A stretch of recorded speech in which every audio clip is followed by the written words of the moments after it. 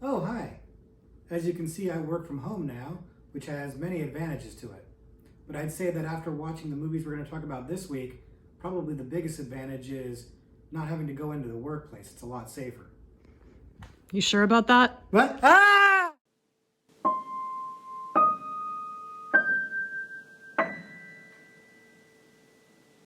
Hello, everybody, and welcome back to the Horror Movie Syllabus. My name is Professor Victor, and I'll be your host as we go through all of the essential, noteworthy, interesting, and notorious modern horror films. If you're new to the channel, I recommend you check out our introduction video, link to that in the description below. It'll give you a pretty good sense of what the Horror Movie Syllabus is all about, but in short, what we're going to do is look at a particular subgenre of horror and then examine 3 particular movies from that subgenre. Today, what we're talking about is workplace horror. And workplace horror is admittedly somewhat of a niche subgenre in that it's not as widespread or as broad as some of the other subgenres that we've talked about here on the syllabus. It's really kind of particular and unique. It focuses on a workplace or office workers, generally speaking. And you'd think there wouldn't be enough movies to actually have a subgenre, but you'd be wrong. There's actually quite a few of them, and many of them are quite good. We're going to talk about a lot of those today. There seems to be something of a formula for workplace horror. It seems to often, not always, but often be a blend of both horror and comedy. A lot of the movies that we're going to mention today could also have gone into the horror comedy subgenre because there's, for whatever reason, a fixation on blending the comedy and the horror. I don't know what it is that makes the workplace a natural place for comedy to sprout from, but when you think about things like The Office, the TV show, both the British and the American versions, and then the movie Office Space, there is a bit of a history of mining the workplace for comedy gold. And this subgenre shows that there's also an ability to mine it for horror. And I guess the two just naturally go hand in hand. Now, that's not to say that all of the movies that we're going to talk about have comedy or horror comedies, because there's a few noteworthy ones that I would say are not. And we're going to be discussing them just in a few minutes here. But the other thing to think about is the blend of horror and comedy, and we've talked about this before in the horror comedy subgenre video that we did earlier. That the blend is hard to get right, and as a result, it makes it hard to find horror comedies that work really well. And that issue translates into this subgenre as well because of the tendency to blend the horror and the comedy. Now, there's a lot of movies that have to do with people's jobs or working or things like that, or their work is part of the movie, and so there's a lot of movies in other subgenres that maybe you could argue fall into the workplace subgenre. But what we tried to focus on here are movies that really have the setting of the workplace or where the work itself is a key component to the plot, to the story, and I think you'll see that as we go through the movies. It'll be pretty clear that these are, in fact, workplace horror movies. So I don't think it'll be terribly controversial in terms of the selections. One other interesting thing to note about the workplace horror subgenre is when you look at reviews for these movies or when you see promotional materials for these movies, they tend to always want to pigeonhole them into a certain formula. And this is not just unique to this subgenre. This is true of most of the horror subgenres, most movies, really. Studios want to kind of equate it to another type of movie or another popular thing so that people will want to go see it. So it's not uncommon to see workplace horror movies be called, this meets this. For example, The Office meets Rosemary's Baby, whatever, and you'll see that repeatedly, and it's going to come up in this video. The comparisons are apt, but it's interesting that they tend to be almost formulaic. They tend to be routine for these kind of movies, and so I don't know if there's a for sure formula for these kinds of movies. But maybe there is. Maybe by going through these, we'll explore that idea if there is a workplace horror formula, kind of like a slasher formula, and if that's getting followed through these movies because it'll be something interesting. And I honestly, I have not thought about this until right this second. It's not. I have a little outline that I look at, and it's not on there. I just thought of this right now. Is there a workplace horror formula? So let's find out together, shall we? The movies today are going to be organized in undergraduate, graduate, and postgraduate level movies, as we do every time. And in this case, they're going to indicate the level of insanity in the movies. Like, there's how insane do these movies get? So they're going to go in increasing order of insanity. I thought that'd be kind of fun. So with that, let's go ahead and jump right into the movies. The first movie that we're talking about today, the undergraduate level selection, is P2. P2 came out in 2007 and stars Wes Bentley, Rachel Nichols, and Rachel Nichols' cleavage, which honestly is featured so prominently in the movie it should probably get its own billing. And it's a really fun and interesting movie that I like quite a bit. If you're not familiar with it, the movie is about a workaholic who works late on Christmas Eve rather than getting back to her family, and winds up getting left alone in the building, or at least she thinks she's alone. And then when she tries to leave, her car is stuck in the parking garage, and so she seeks help from the attending security guard to help get her out of the building. Only the security guard has other nefarious plans. And of course, we'll leave it right there in case you haven't seen it and want to check it out. I don't want to spoil it for you. But P2 is, to me, I find it to be a blast. Now, as those of you who watch the videos regularly know, I am a big fan of the slasher film, and P2 is a slasher film. It basically is a slasher film set in a workplace, and actually, honestly, prominently set in the parking lot of a workplace. And so you could have made the argument that this movie should have gone into the slasher subgenre or even the Christmas subgenre because it does take place at Christmas and Christmas is a plot point in the movie. But I put it here in the workplace subgenre because the work seems to be a central piece of the story. The whole idea that our central character, played by Rachel Nichols, is a workaholic. She's working late, and the fact that she works late is what leads to her peril. The fact that she is being stalked by somebody who is in her work, in her building, is also part of this. So it really, to me, fits squarely into the workplace subgenre very easily. But I'm also looking for ways to get slasher films into other subgenres. You know me. This movie is a lot of fun. I really enjoy this movie a lot. Now, it never got the traction or the hype that some of the classic slashers have gotten. It's never endured it. It never sequeled. There was never a franchise out of it. And honestly, given the storyline, it wouldn't have made a tremendous amount of sense to sequelize it. But it never. It's not one that people bring up a lot when they talk about great slashers or something like that. But when you look at what people think of it, if you watch like people's reviews of it or read reviews or something like that, it seems that people by and large enjoy it. I don't think anybody's really effusive about it necessarily, but people seem to like it quite a bit. I'm one of those people. I actually enjoy it quite a bit. Again, I'm kind of I'm an easy sell when it comes to a slasher film, but I like this one quite a bit. It's got talent in the movie. Wes Bentley, this is post American Beauty, if I recall correctly. Yeah, it's post American Beauty, and so he's riding high as a hot commodity at that point in time. He's an excellent actor, and he's given up an unhinged performance here that is a little over the top, but it works for the movie. It works really, really well. He sells me on his psychosis. I really buy into him. And Rachel Nichols is, in my opinion, an underrated actress. I really expected her to be to break bigger when she did this, and she did the GI Joe movie, which wasn't a big hit either. And I guess that's probably why she hasn't broken out that big. But she's done quality work. She's a good actress. She has a good look.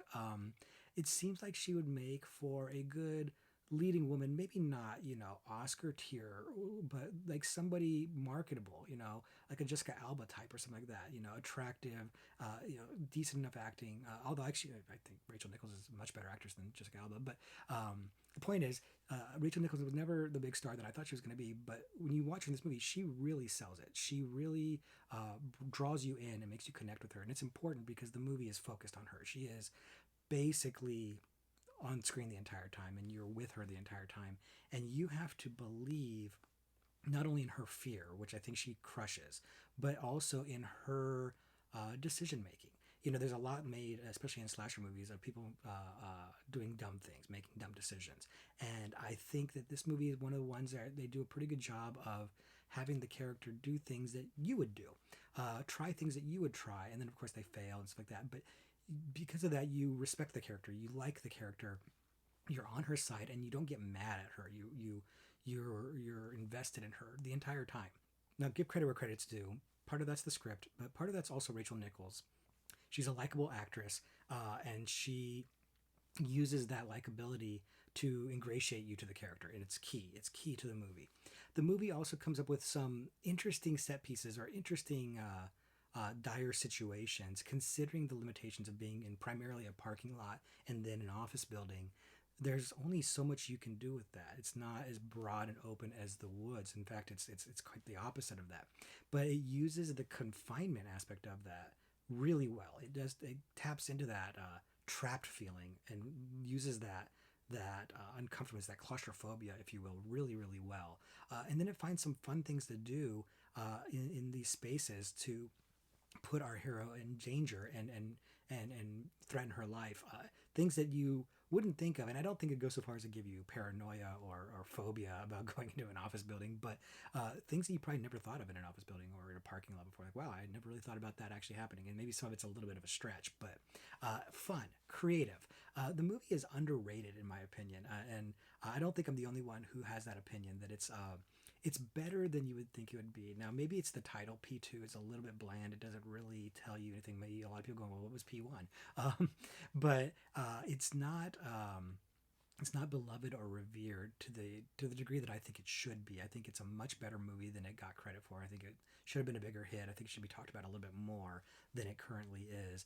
So if you haven't seen P2, I would definitely recommend that you check it out because it's a lot of fun. It's it's violent, it's gory, but it's not any more than any other standard slasher or anything like that. And it's got a great central character and a great villain, giving really good performances. So if you haven't seen it, check it out, and then come back and let us know what you think. The next movie that we're talking about today, the graduate level selection, is Severance. Now, Severance came out in 2006, and unlike P2, is playing it a little bit more tongue in cheek. It's one of those horror comedy blends that I was talking about earlier, not the straight horror that P2 was. If you're not familiar with it, Severance is the story of a group of co-workers who work for a defense company going on a retreat to like a team building retreat out in Hungary, to just do team building things as you do at some Hungarian retreat, and they start getting killed. Things start going wrong really fast, and they get killed in brutal ways. And we'll leave it at that because I don't want to spoil the movie for you. The movie's very interesting, and I don't want to give away any of the key plot details if I can avoid it. This movie is a pretty good example of the this meets this trope. The way of describing a movie or summarizing a movie. It's often referred to as like The Office meets Deliverance or something like that. It's usually The Office as the first part of it meets whatever, or Office Space, but in this case, either would work. And it's an apt description of the movie too. It's an apt summary of it. It does fit. The Office meets Deliverance. Pretty good explanation of what this movie is. It's a wild ride, and it's weird because tonally this movie shouldn't make sense. It shouldn't work, but it does. Now, unlike P2, which is kind of a underloved movie, the Severance has its fans. Severance has a cult following. It might have been a big. I don't think it was a big hit. It was a mild hit, but it's endured. People talk about this movie still. People bring this movie up, frequently enough. It's not, the cult hit of, it's not mainstream, but it's definitely got its followers. It's got its fans. I'd be one of them. I think this movie is excellent. It's fantastic. Now, the formula is weird. Like I said, it was totally kind of strange because unlike most horror comedies that try to blend the horror and the comedy, this movie seems to kind of split them up. It kind of starts out like a comedy with maybe some horror sprinkled through, and then kind of flips the switch to horror with maybe some comedy sprinkled too, which should not work at all. but it totally does. It totally works that this movie kind of turns into something far more dark and sinister. And that's the interesting thing about this movie. And one of the things I like about it a lot is the first half is kind of getting to know the characters, and it really is kind of like The Office. You've got the kind of these stereotype office worker characters, and their interactions are funny. And like I said, there's a bit of horror and mystery sprinkled into it, and I won't spoil the mystery, but it's enough to kind of hook you in and engage you and realize you're not just watching a comedy. It's not like you're tricked or anything like that. And you're just waiting for the other shoe to drop. But when the other shoe drops, it drops hard. It drops heavy. The movie gets real dark. It gets real serious and really violent. It's pretty gruesome. It's surprisingly gruesome in a good way. I mean, if you like, gore and violence and things like that, which, I do, and probably most of us do if we're watching horror movies and you're here. It can be a little bit rough. It's I don't think it's anything totally unmanageable, but it's no walk in the park either.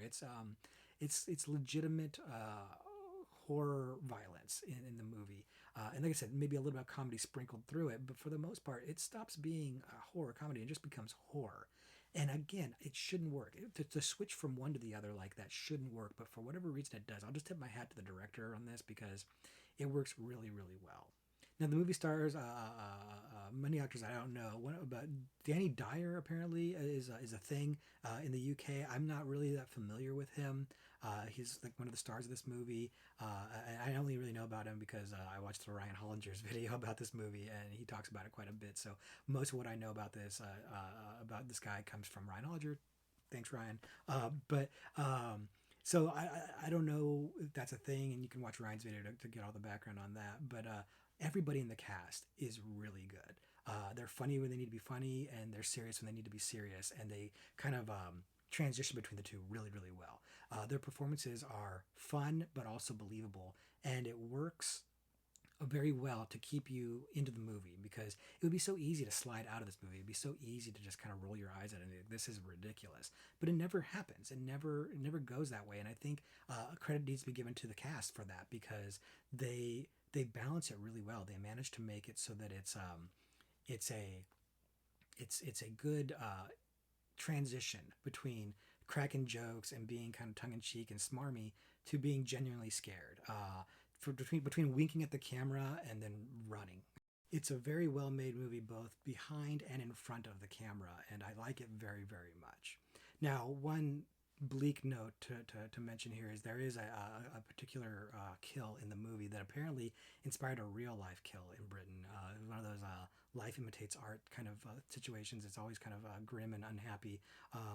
I won't go into the details too much. You can look them up. You start in Wikipedia and then work your way down from there. And it's unfortunate, and it puts a little bit of a black mark on the movie. But overall, I don't think it really hinders the enjoyment of the movie. I don't think it's anything that should really overshadow it too much. The movie is, by and large, fun. It's an enjoyable ride, and I love it, and a lot of people do. So if you haven't seen it, you should check it out and give it a chance. It's somewhat unique in what it does, and so I think that's something that you might be surprised at what it does. It's hard to compare it to other things. While you could say it's this meets this, it's its own thing, and I love it. I think it's fantastic. So you haven't seen it, check it out. But if you have seen it, let us know what you think. Do you have the same kind of praise for it that I do, or do you think I'm being a little hyperbolic? Let us know in the comments. And the last movie that we're talking about today, the postgraduate level selection, is The Belko Experiment. The Belko Experiment came out in 2016, and this movie caught me by surprise. I went and saw it without fully knowing what it was about, and I was absolutely shocked. This movie went places I didn't expect it to go. If you're not familiar with it, the story is about a group of workers in, I think it's Colombia. They go into their office building, only the security's tighter, things are a little different. All of the local workers are leaving, and all the American workers are the ones left in the building. And then they get locked in, and a voice comes on and tells them that they basically have to kill each other. If half of them kills the other ones, then they'll live, and otherwise a bomb that's been planted in the back of their heads will go off and kill them.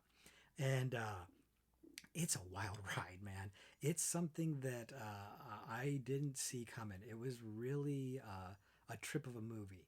Now, the movie is interesting because it's written by James Gunn, who right now is pretty hot commodity, having just done the Suicide Squad and he's done the Guardians of the Galaxy movies. And an interesting side note, Suicide Squad has to deal with people with bombs in the back of their head, and this movie does as well.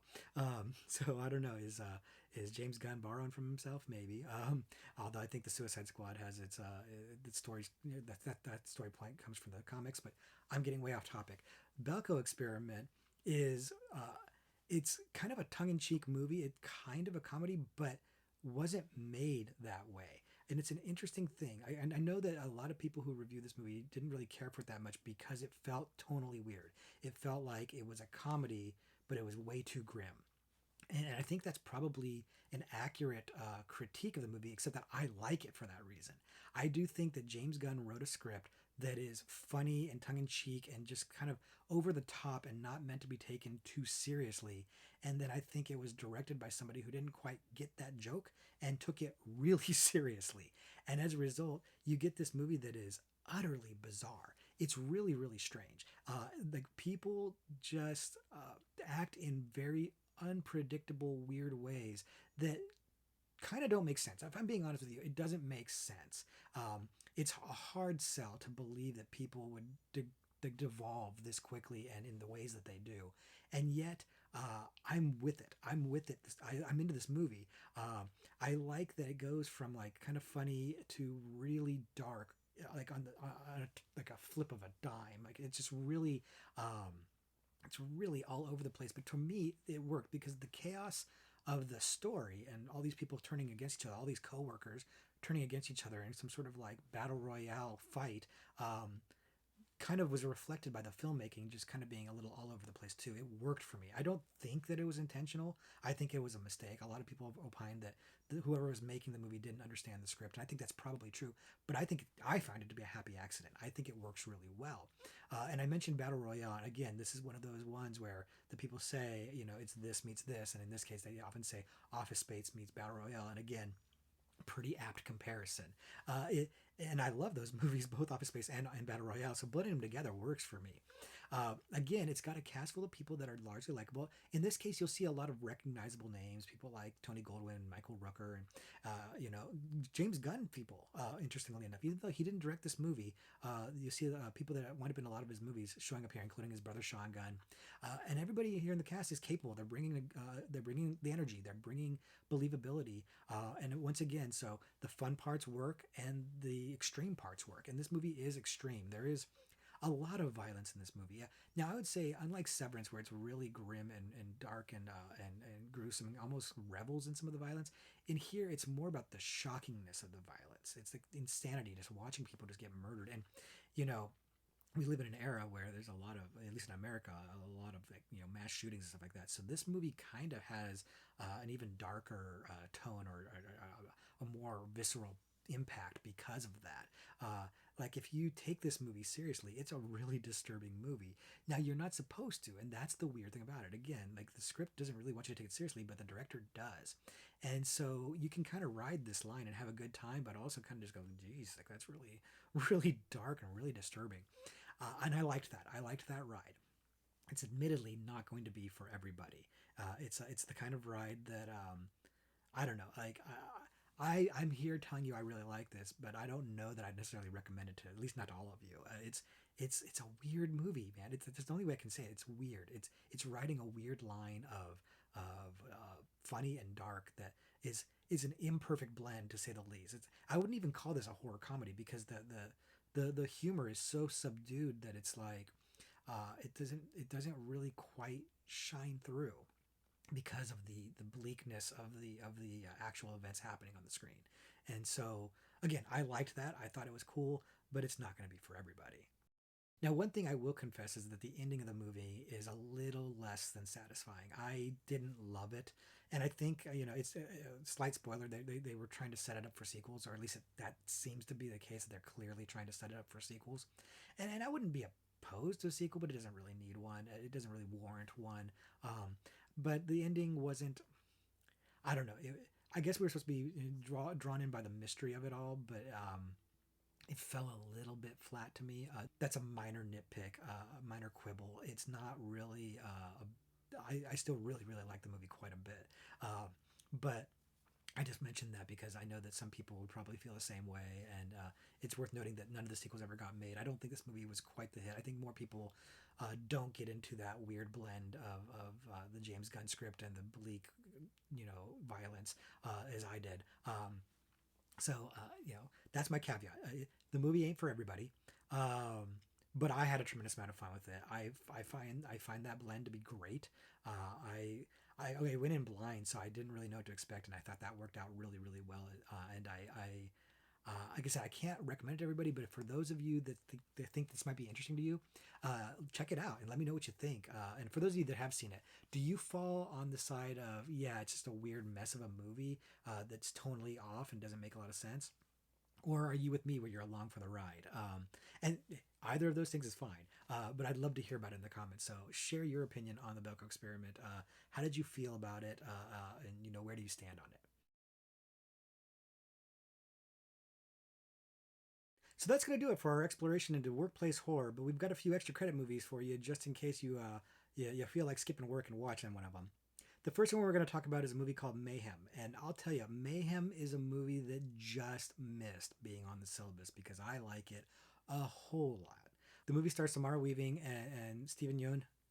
I hope I'm pronouncing that name correctly, because he's an Academy Award nominated actor, as two people trapped in an office building where an outbreak of a virus has happened, where the virus basically makes you lose all your inhibitions, makes you sex crazed, violent, whatever you're predisposed to do. You just kind of act on these impulses, and each of them has a beef with the boss, and so they're trying to work their way up the building to get to the boss, and it is a tremendous amount of fun. Like so many of these movies, it is a blend of horror and comedy, and action. Really, it's kind of a lot of an action movie, but the blend is on point for this one. It's really mixed really well. The humor comes in just the right doses and at just the right time. The violence is visceral and good, but not over the top. And the action is fun. The movie moves. It's really well shot. The actors are top notch. Both of those actors are excellent, and they're bringing A games here. But basically everybody in the movie is good. It's a fun premise. It's an interesting a take on not just like office politics, but also kind of class struggle stuff. It's not a message movie per se, but there's messages in there. But it's a it's a fun way to kind of vicariously let out some frustrations, whether it be about work or socioeconomic status, bills, whatever it is. This movie would maybe kind of tap into like some of that id and just kind of like let it all out. And I think that's what makes it a fun ride. This movie, yeah, like I said, it just missed the syllabus. It pained me not to actually put it on there, but I wanted to at least mention it here because if you haven't seen it, you definitely should check this one out. It's fairly recent. I think it came out in 2017, so it's a fairly recent movie. But I had heard about it and I was unprepared for just how much fun it was going to be. I had a blast watching this movie. I was engaged from start to finish. Like right out the gate, this movie grabbed me and it never let me go. It's a high octane movie, and if you're in that kind of thing, if you're in for a fun ride, this is the one for you. Next extra credit movie I'm going to mention is called Bloodsucking Bastards. And if you couldn't guess from the title of that movie, it is a vampire film. But more specifically, it's a movie about a small office space that is overrun by vampires. And what I mean by that is the new hire, the new boss that's brought in to help boost sales is a vampire. And his way of boosting sales is to turn the workforce into vampires because they're more productive, more productive workers and salesmen. It's an utterly bizarre concept, and the concept is great. The movie itself is good. I would say that when this movie started, I had a hard time getting into it, and the reason why was because it's another horror comedy, as they all are seemingly. But this one had the mix too wrong in the beginning. It was really trying super hard to be funny, just making an effort to be funny, and that effort was falling short. Or more accurately, the effort was obvious. You could see the effort being made to make this movie funny, and as a result, it wasn't. And so I almost checked out of it, but I stuck with it. And as the movie went on, it drew me in. The characters were caricature, but likable enough for me to like connect with them. And then as the vampires started taking over, it started getting funnier, and then when the violence happened, the gore is really over the top. It's really really gruesome and funny. And that's the thing, gruesome and funny. It's not unsettling gore. It's just hilarious and like kind of stupid gore. And then I was in. At that point, like the movie started having fun, I started having fun with it, and as a result, I wound up enjoying the movie quite a bit. So, rocky first 20 minutes or so, where I was like, I don't know about this one, but it won me over. And I think it would win you over too. If you haven't seen it, you should check it out because, especially if you like vampire movies, this is a fresh take on a vampire movie in the sense that the idea of the vampires actually working, actually seeing them on the phones and making sales and stuff like that, and office productivity going up was absolutely hysterical. It's a fun idea of taking that vampire trope and turning it on its head. Vampires are usually kind of cool and sexy and mysterious, and here they're office drones, and it works really really well. I'd be remiss in not mentioning Pedro Pascal, who's one of the main characters in the movie, and he's fabulous in it. But all the people wound up being good. Like I said early on, I wasn't too sure about the cast. I was a little hesitant about it, but won me over. Wound up being really fun. I liked this movie quite a bit, so I'm recommending it here. And the last extra credit movie I'm going to mention is called The Double. And The Double is one of those movies where I get real loose about what I call a horror film. I've mentioned this, several times in the past. I get pretty broad about calling things horror, and I'll be pretty forgiving. And in this one, this is really more of a black comedy than a horror movie. I'm just going to come out and say it really is more of a black comedy. That said, given the subject matter of the movie and some of the things that happen in the movie, I'm going to go ahead and call it a horror, and I'm going to include it here, but mostly because I just really, really like this movie. If you haven't seen it, the movie stars Jesse Eisenberg as a kind of a loser guy working at a job who's not getting a lot of recognition. It's kind of a mindless job, but he has a crush on this girl in the copy room, and but he's not going to do anything about it because he's kind of a schmuck.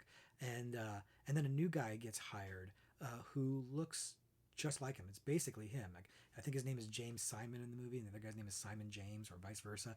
But it's him. It's him. But it's him as his best self, confident, sure, self-assured, cocky, and just really like all the more successful attributes of him coming out. But nobody seems to be able to tell that they're the same person, that they look the same, everything. That everybody just sees them as two different people. Only they seem to be aware that they're the same person, and it winds up making for a really fun and funny story that gets really dark in places. And that's what I like about this movie is that it's a black comedy, but it's like a black comedy. There's some really dark things that happen in the movie, and what the way I justify calling this a horror film is that it really taps into certain paranoias. Like if you have paranoias about work in general, being successful at work, if you have paranoia about identity, or just self-esteem issues, this movie's going to tap into that. It's going to really tap into your psyche and play with that a little bit in a way, like just really visualize it and actualize it on screen. And I think that's where the horror comes from. This is not a boo, jump scare, violence, gore, anything like that. None of that in this movie. It really is the psychological aspect of like, what if like somebody came along that was you but better, and everybody liked them more than you. It's a weird concept that's played in a large part for laughs, but also for some tragedy in the movie too. It's another one of those movies where it's a weird tone, but it totally works for me. Like this is going to be another movie that's not for everybody. It's a weird one, but it's really really great. Jesse Eisenberg is one of those guys that I used to really like him quite a bit, and then I realized he kind of tends to do the same thing a lot. He plays the same kind of character over and over again, and to a degree, he's doing that here. Only he split the parts of that character into two separate roles. So it's not anything revelatory here, but he is good in the role. He fits the role really, really well, and he sells it. So it's again, it's a weird movie. I keep using that word weird, and it doesn't really explain it very well. But I don't want to say too much to give examples of it without spoiling it away, because it was another one of those movies where I knew the general concept, but I didn't know much more about it than that. And I was very pleasantly surprised by how much I enjoyed watching it. It really clicked for me. The humor is offbeat, and I'm real picky when it comes to comedy. Like there's just certain things that just do not hit for me. For those of you that remember when I talked about What We Do in the Shadows, that movie didn't hit for me at all, even though most people think it's funny. So I'm real particular about the comedy. This comedy, it's really offbeat, it's really weird, probably not for everybody, but it hit me in the sweet spot. But then there was also sprinkled through just some really dark and interesting things, especially if you took a step back from the narrative and thought about it. You go, that's really messed up. Like that's really messed up. Or like, what would, like, where do you have to be in a mental and emotional place to have this kind of reaction? He can kind of give it some thought. And I guess that's what I'm saying. And I thought this movie was thought provoking. I thought about this movie a lot after watching it in a good way, and I thought that was a satisfying thing to have a movie that kind of prompted those kind of thoughts, and kind of confronting some dark thoughts too. Like, how would you deal with this? Like, where would you go? Like, where would you wind up? And again, I don't want to spoil the movie, but it can go to some pretty dark places. And so I'm gonna give it a pass. Call it horror because I really enjoyed it, and I wanted to talk to you guys about it a little bit. Draw your attention to it if you haven't seen it. The Double, 2015, because I think there's a few different movies called The Double. No, it's 2013. 2013, Jesse Eisenberg, The Double. Check it out if you haven't seen it. Okay, so that's going to do it for today's video, and I hope you enjoyed taking some time off of work to go through these workplace horror movies with me. I tend to like these quite a bit. Like I said, it's kind of a niche genre. It's not something that's really prevalent and well known, but they tend to be really good, and I think it's because of that horror comedy blend, coupled with the workplace tropes, just hits me in a sweet spot that works for me. Like, these movies tend to be easy sells for me. I tend to enjoy them quite a bit. Even when they're not great, I still find them very watchable. So if you do too, let me know what you think. Let me know if you've got other workplace horror movies that I've missed that should have been included here. Now, again, caveat, some of those might wind up in other subgenres. There's always a lot of overlap between the subgenres and the syllabus. But I'd still like to hear your recommendations in the comments below. Like, let me know if I've missed something that you think should have been talked about, other workplace horror gems that maybe we should all check out, because those of us in the comments are enjoying getting recommendations from each other. It's a lot of fun down there. So if you haven't been hanging out in the comments with us, please come hang out, say hi, share your thoughts, because it's a really great community that we're building here. And for those of you that have been joining us in the comments, thank you guys so much. It's a lot of fun. It's one of the best parts of my week is checking out your comments and seeing what you guys had to say, seeing your recommendations. Really appreciate you guys. I appreciate the support. Means a lot to me. So thank you guys very much. Time for us to go ahead and get back to work, I suppose. So with that, I guess we'll just say class dismissed.